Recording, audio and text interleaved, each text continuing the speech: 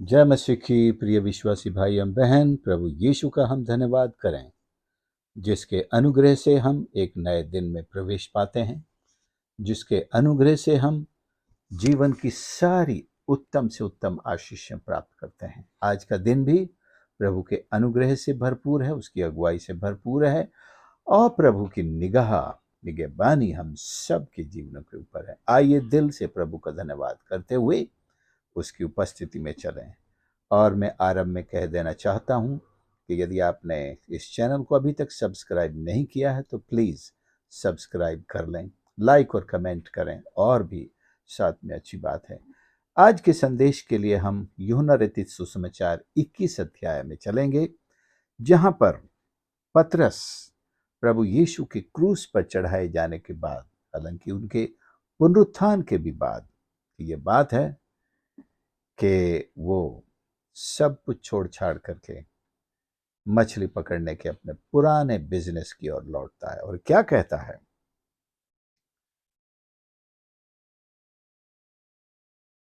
21 के पद 3 में, शमौन पतरस ने अपने साथियों से कहा, मैं मछली पकड़ने जा रहा हूं। उन्होंने उससे कहा, हम भी तेरे साथ चलेंगे। कोई 7 शिष्य, 12 में से एक तो फांसी लगाकर मर चुका है, 11 बचे हैं। 11 में आज तिबरियास की झील पर 7 शिष्यों से प्रभु यीशु मुलाकात करने वाले हैं। और ये यहां तिबरियास की झील पर क्यों आए हैं? क्योंकि पिछली रात पतरस ने कहा, मैं तो मछली पकड़ने के लिए जाता हूं, कोई चलना चाहे?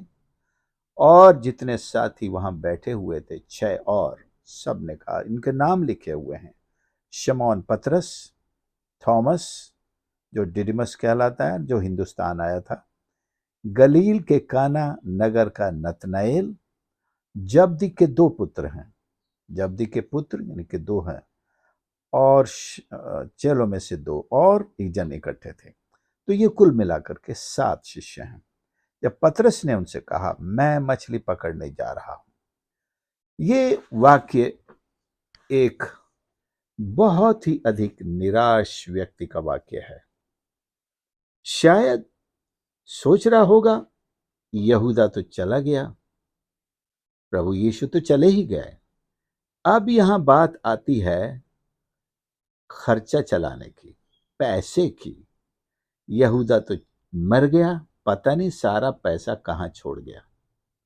हाँ, इतना तो पता है, जो यीशु के बेचने के बदले में मिले थे वो तो उसने वापस याजकों को दे दिया, लेकिन बाकी का जो उसके पास जमा थी, जो ट्रेजरी थी, जो थैली थी, वो कहां चली गई?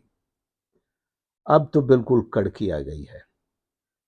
हम तो घर बार सब छोड़ करके यीशु के पीछे हो लिए थे, और ऊपर से इतने दिन हो गए, यीशु से मुलाकात भी होती है तो बस दिखाने के लिए आता है, देखो मेरे हाथ, देखो मेरे पांव, और फिर गायब हो जाता है। बंद कमरे में आ जाता है, इतना बताता है मैं जिंदा हूं। लेकिन अब वो दिन नहीं रहे जब यीशु के साथ जो हम माल उड़ाते थे, किसी बात की चिंता नहीं रहती थी, कहीं भी चलते थे, खाना भी मिल जाता था, बहुत अच्छे दिन थे। लेकिन अब तो गुरु बहुत कम जी तो उठे हैं, लेकिन अब हमारे साथ कहां रहते हैं? आते हैं, बस दर्शन देते हैं, चले जाते हैं। तो पतरस ने अपने आप को मिशन से ऑफ कर लिया। उसका मिशन अब बदलने जा रहा, खत्म हो गया है, और अपनी बुलाहट से दूर कर लिया है।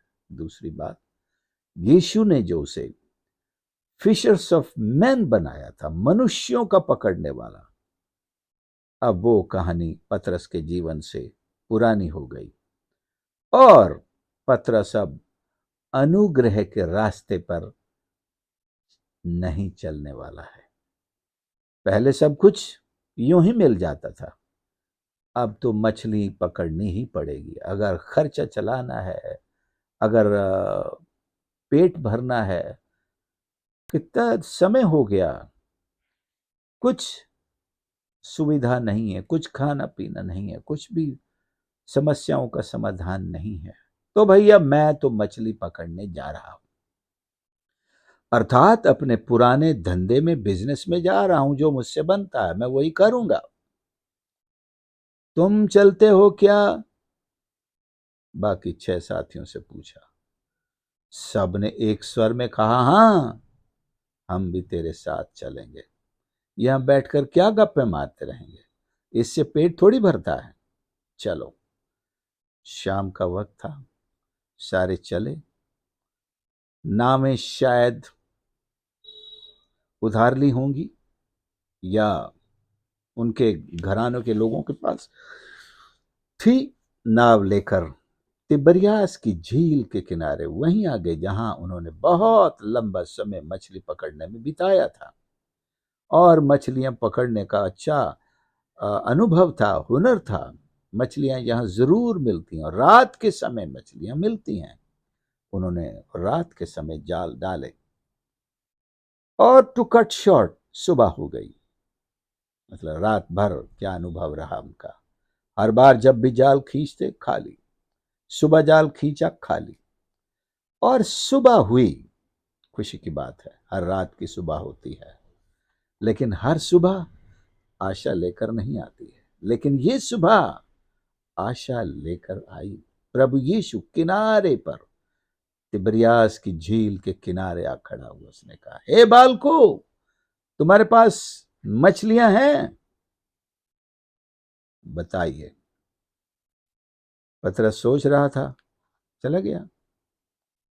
पतरस की सबसे बड़ी चिंता जो यहां उजागर हुई जब यीशु ने मछली भून कर खिलाई, तो ये स्पष्ट होता है, पतरस पेट के लिए परेशान था, अपने पेट भरने के लिए परेशान था। अब कहां से खाएंगे? अपने दूसरी आवश्यकताओं के लिए परेशान था। इसलिए उसने अपना यीशु का मिशन छोड़ दिया, अपनी बुलाहट छोड़ दी, अनुग्रह पर चलना छोड़ दिया, और शरीर की उन बातों को मानकर अब सब कुछ शारीरिक बनाकर इस धंधे में चला आया है। लेकिन रात भर मेहनत करने के बाद उसे कुछ नहीं मिला। एक मुसाफिर खड़ा है किनारे पर, किसी ने नहीं पहचाना कि वो यीशु है। एक मुसाफिर खड़ा है, भूखा, शायद प्यासा, भूखा शायद, और वो मछली मांग रहा है। शायद वो मछली खाना चाहता है ताकि उसे कुछ नाश्ता मिल सके। ये सोचा इन्होंने, क्योंकि इन्होंने ये नहीं समझा कि वो यीशु है।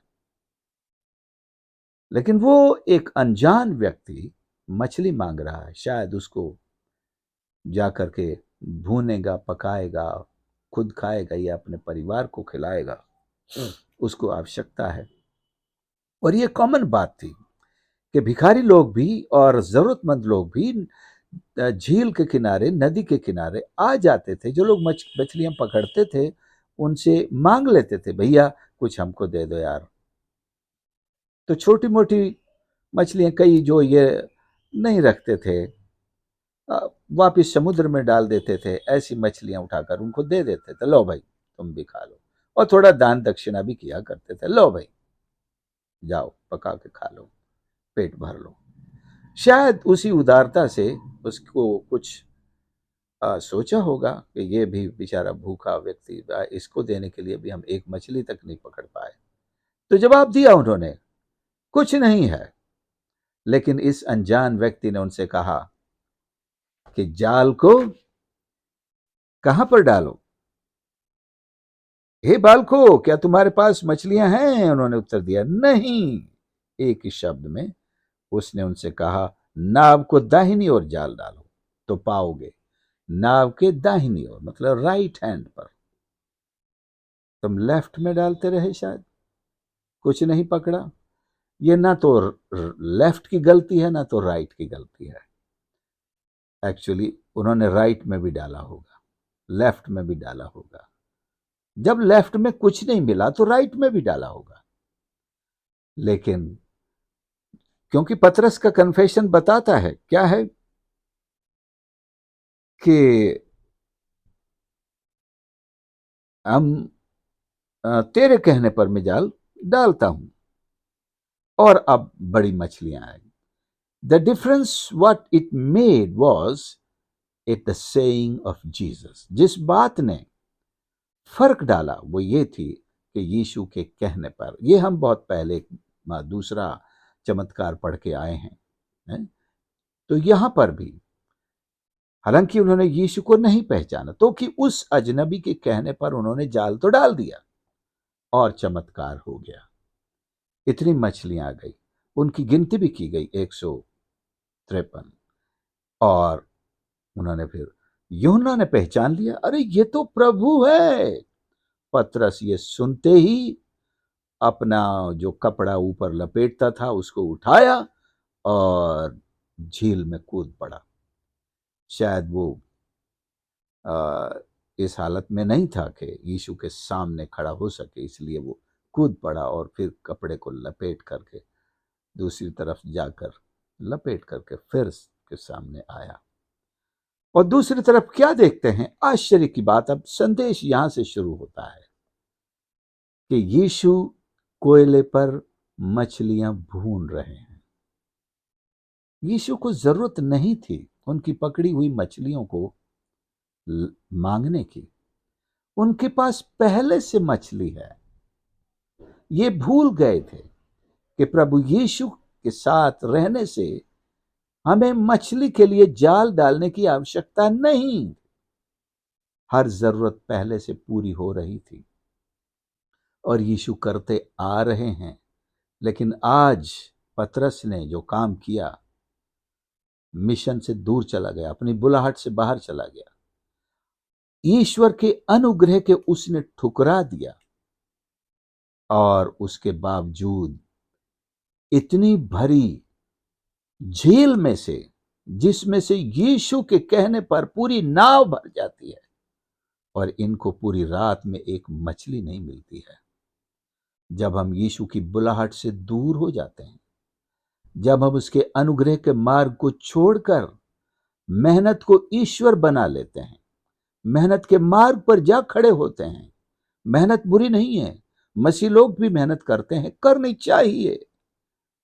लेकिन जब यीशु की बुलाहट को छोड़कर आप मेहनत करने जाएंगे, जब यीशु का मिशन छोड़ करके आप मेहनत करने जाएंगे, जब यीशु के अनुग्रह से बाहर होकर मेहनत करेंगे, रात भर तो क्या, सप्ताह भर तो क्या, महीना भर और जिंदगी भर एक मछली नहीं पकड़ पाएंगे कि अपना पेट भर सकें और सामने एक मेहमान का पेट भर सकें। यीशु यही सिखाना चाहते हैं अपने शिष्यों को कि जो पिछली रात निर्णय तुमने लिया वो गलत था, क्योंकि एक निर्णय तुमने मेरे साथ लिया था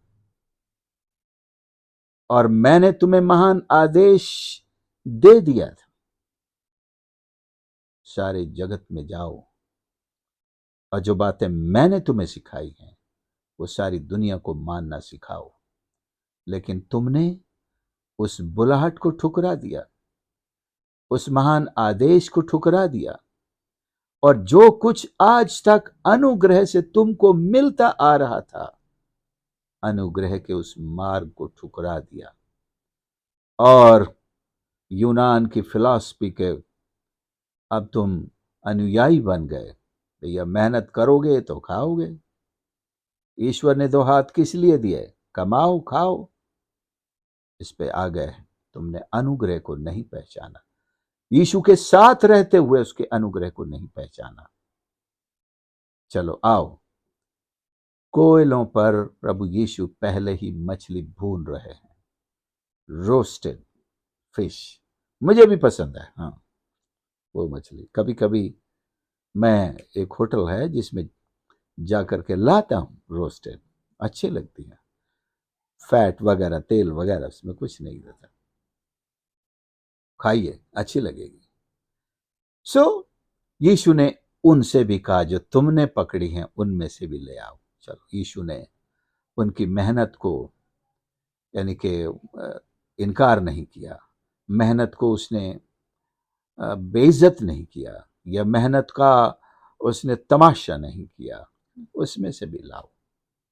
और उन्हें मिला करके उनको भून लगे। और चेलों ने सब मिल करके वहां मछली का नाश्ता किया सुबह सुबह। यीशु ने कहा, आओ भोजन करो। फिर किसी को साहस ना हुआ कि उससे पूछें, पतरस, तू तो सोचता था ना यीशु आता है, अपने छिदे हुए हाथ दिखाता है, चला जाता है। तू भूल गया कि यीशु हमेशा तुम्हारे साथ रहता है। उसने कहा था, देखो दुनिया के अंत तक मैं सदैव तुम्हारे साथ हूं। फिर वहां झील के किनारे सुबह सुबह नाश्ते के बाद समझिए एक नया सेमिनार था। पतरस का रीडेडिकेशन था, सारे शिष्यों का था। यीशु ने वही सवाल 3 बार पूछा, क्या तू मुझसे प्यार करता है? क्या तू मुझसे प्यार करता है? क्या तू मुझसे प्यार करता है? परमेश्वर के प्यार को सबसे बड़ी चोट लगी थी जब पतरस ने कहा, मैं तो जा रहा हूं। इस चीज को समझिए आप।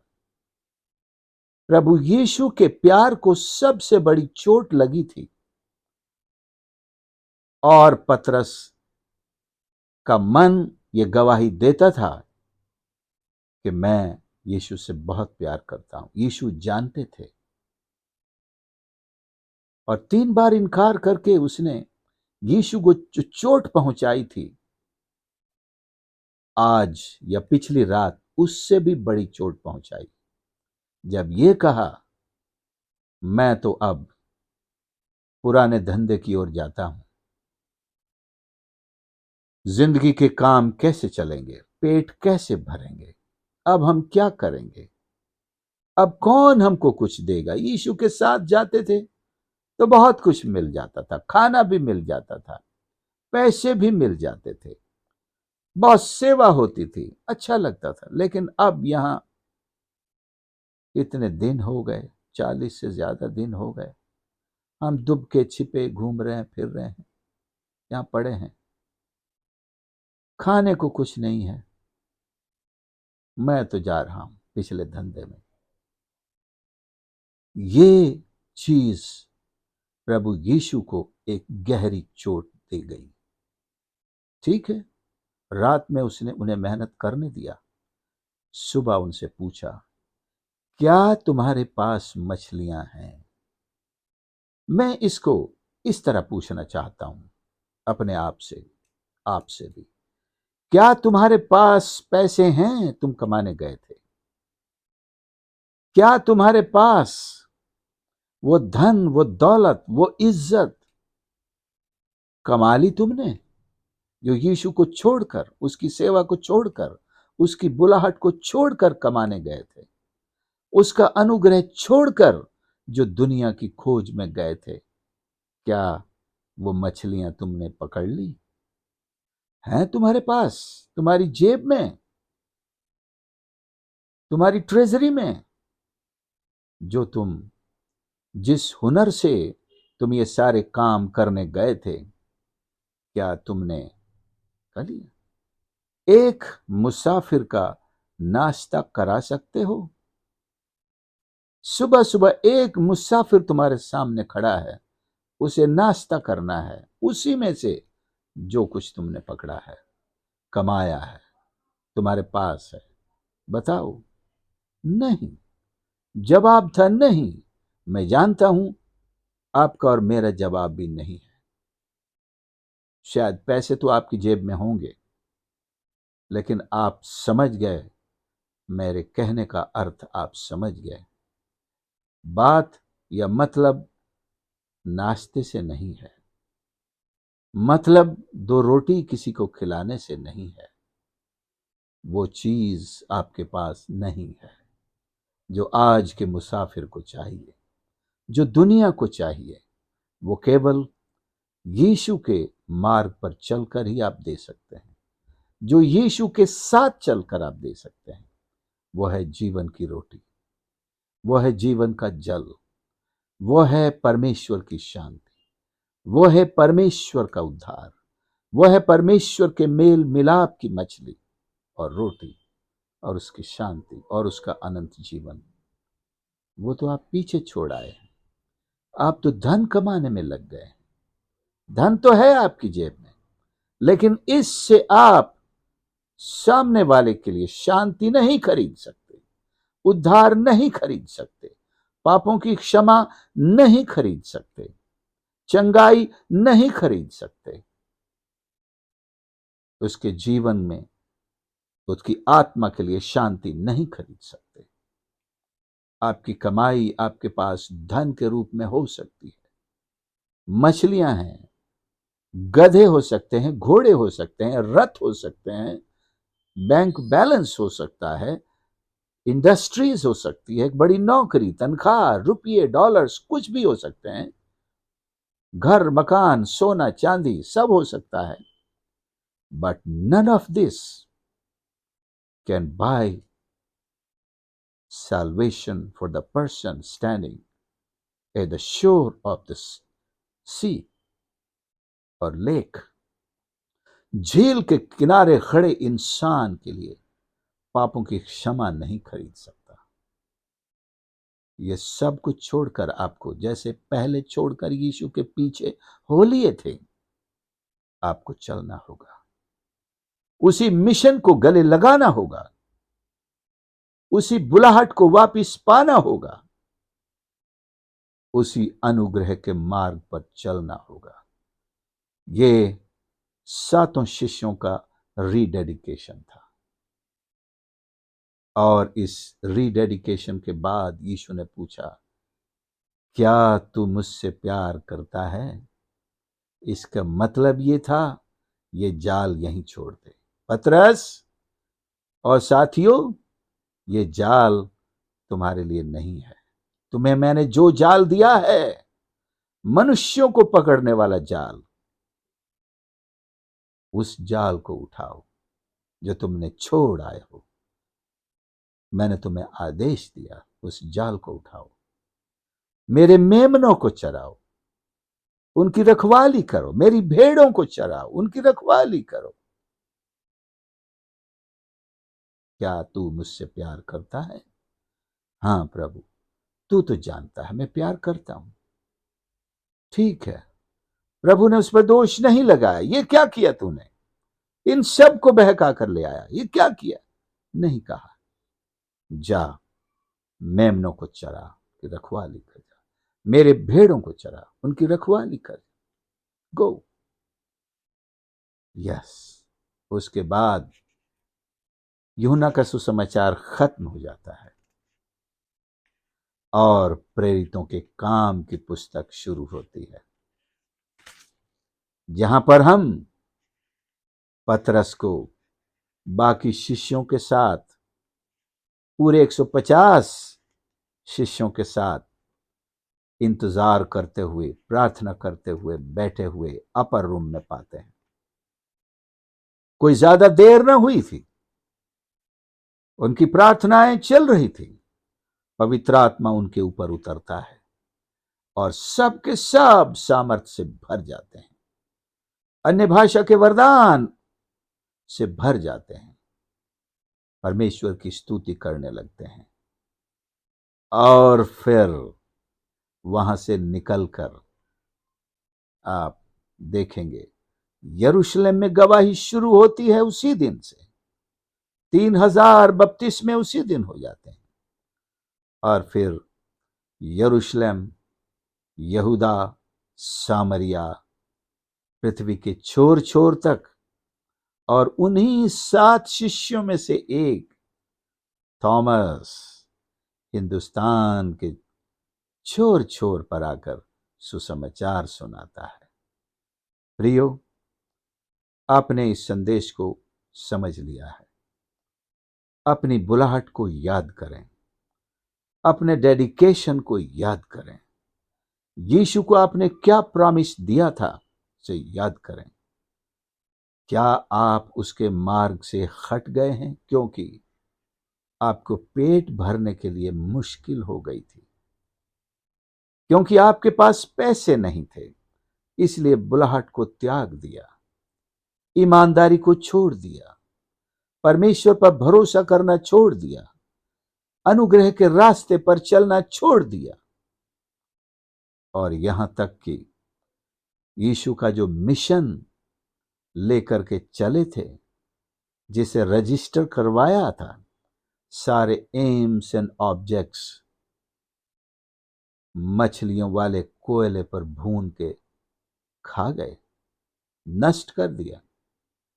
मेरे प्रियो, हमें तौबा करनी है।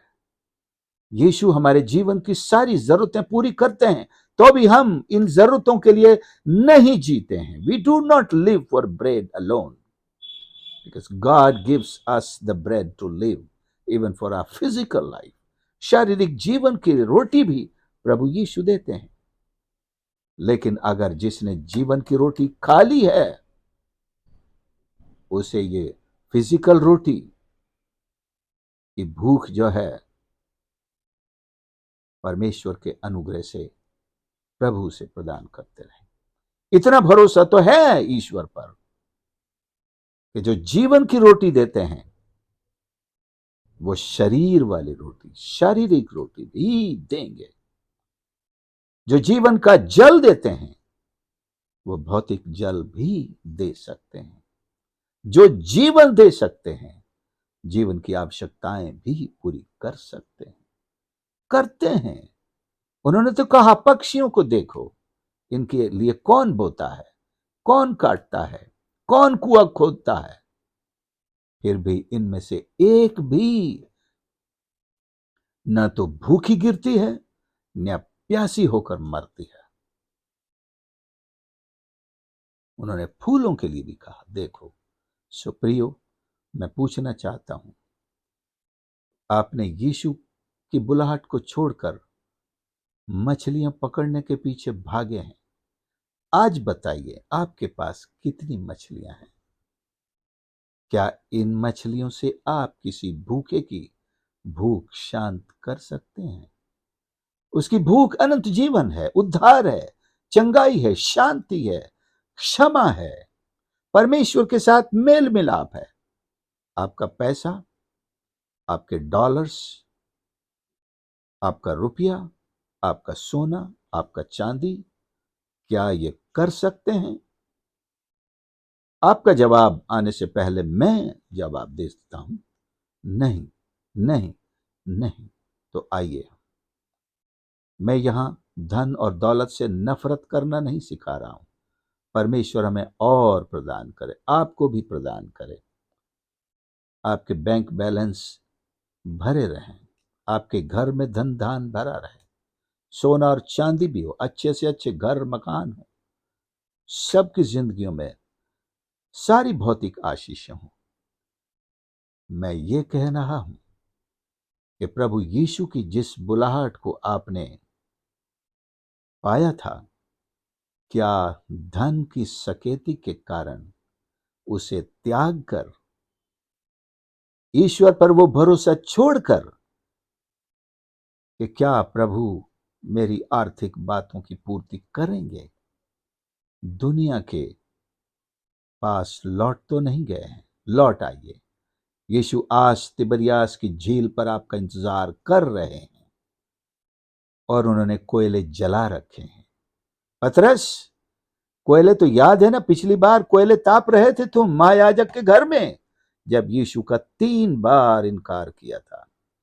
आज दूसरी बार तुम्हें ये जलते हुए कोयले दिखाई दिए, इस पर 3 बार तुम्हें हाँ कहना है। Yes Lord, I love you and I will do all that you command मी।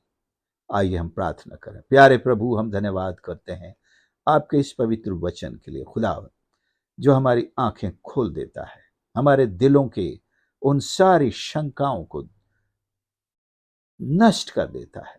आपके साथ, आपके हाथ में हमारे जीवन के लिए, हमारे भौतिक जीवन के लिए भी सब कुछ है परमेश्वर।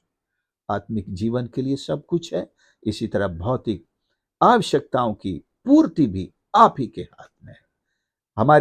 हमारा स्वास्थ्य, हमारी चंगाई, हमारी शांति, हमारे पारिवारिक जीवन की भरपूरी सब आपके पास है। हम संसार के पीछे चलकर प्रभु अपने विश्वास से नहीं मुकरना चाहते। हम अपनी बुलाहट को नहीं छोड़ेंगे, हम आपके पीछे चलते रहेंगे। ओ प्रभु, आपने हमें मनुष्यों के पकड़ने वाले बनाए हैं, हम इसी सेवा में आगे बढ़ते रहेंगे। हम तौबा करते हैं हमारी उस कमजोरी के लिए। परमेश्वर सहायता करे हर एक सुनने वाले की, आपके उन सभी दास दासियों की, विशेषकर उन सेवकों की सहायता करें जिन्होंने प्रभु जी अपनी आर्थिक आवश्यकताओं के लिए आपकी सेवा को एक आड़ बनाया। कईयों ने आपकी सेवा को छोड़कर सांसारिक कामों में हाथ बढ़ाया। वे मछलियां पकड़ने निकल गए, कईयों ने पकड़ भी ली, लेकिन आत्माओं को जीतना उन्होंने छोड़ दिया, मनुष्यों को पकड़ना छोड़ दिया। आज हम सब मिलकर तौबा करते हैं, दया कर प्रभु जी, हमें फिर से अपनी सामर्थ से भर, अपने जोश से भर, उस ज़ील से भर परमेश्वर जिससे आप भरे थे।